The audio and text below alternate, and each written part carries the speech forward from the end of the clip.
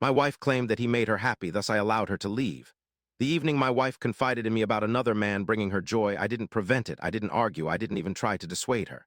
And she considered that the gravest error I had ever made. My name is Aaron Blake, and I am 41 years old. For 12 years, I believed faithfulness could sustain a marriage. I was mistaken, for loyalty holds no weight. Olivia, my wife, once meant everything to me.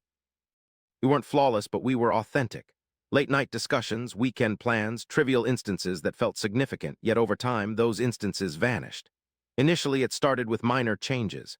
She stopped inquiring about my day, stopped sharing dinner with me, ceased noticing my efforts, and then came the emotional disconnect. Her phone became more captivating than our conversations. Her schedule became more vital than our plans, and gradually I became unseen. Her manner of smiling at the screen, concealing messages, and increasing social activities, work gatherings, tired friends, bogus explanations. I sensed something was amiss but remained silent, holding on to a naive belief that persistence alone would mend the situation. However, it only worsened. One day I arrived home unexpectedly early. The house was tranquil, yet not vacant. Olivia was in the kitchen, chatting, chuckling, yet excluding me. "Revitalizes me," she declared, a statement I hadn't heard about myself in years. I paused mid-step. "I haven't felt like this about anyone else in a long while," she continued. This cut deeper than any other blow because it implied she no longer felt that way about me. As she turned to see me, the smile vanished and the moment dissipated. "With whom were you conversing?" I inquired. She hesitated before responding. "Someone who brings joy. No remorse, no hesitation, just honesty."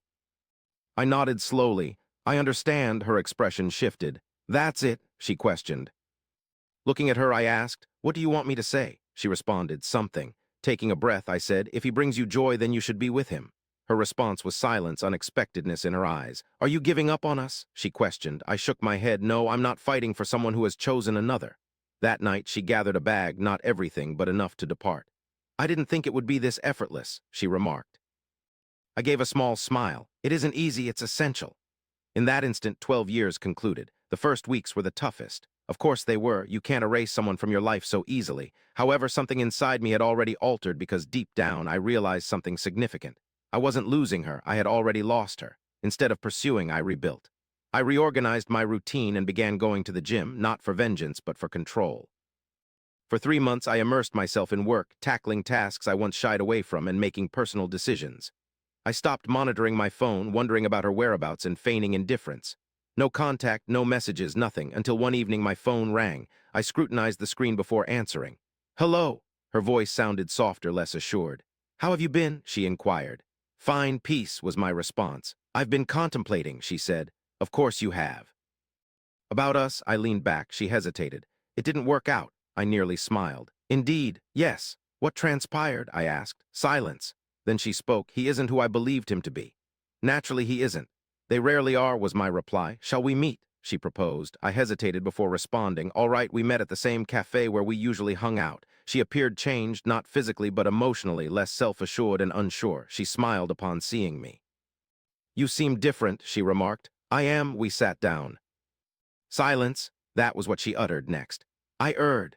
She believed he brought her joy, but it turned out she was mistaken. "I yearn for us," she admitted. The moment I had envisioned so often, the moment meant to mend all troubles, now left me with a sense of tranquility. I gazed at her and uttered words she didn't foresee. "Joy isn't something bestowed upon you," I stated, her brow furrowed. "What do you mean? It's something you construct." More silence followed. Then in the blink of an eye, you dismantled what we had constructed. Tears welled up in her eyes. "I apologize," she murmured. I nodded. "I understand."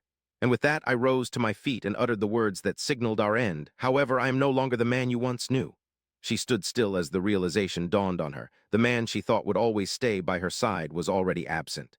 Before I departed, I added one final sentence. "What sets us apart," I reflected, "is that I've never relied on anyone to be whole, and that truth resonated more deeply than anything else." As I departed, it struck me then. People don't always exit because they find something superior. They exit because they believe you'll always return. And occasionally, the most powerful act is disproving them.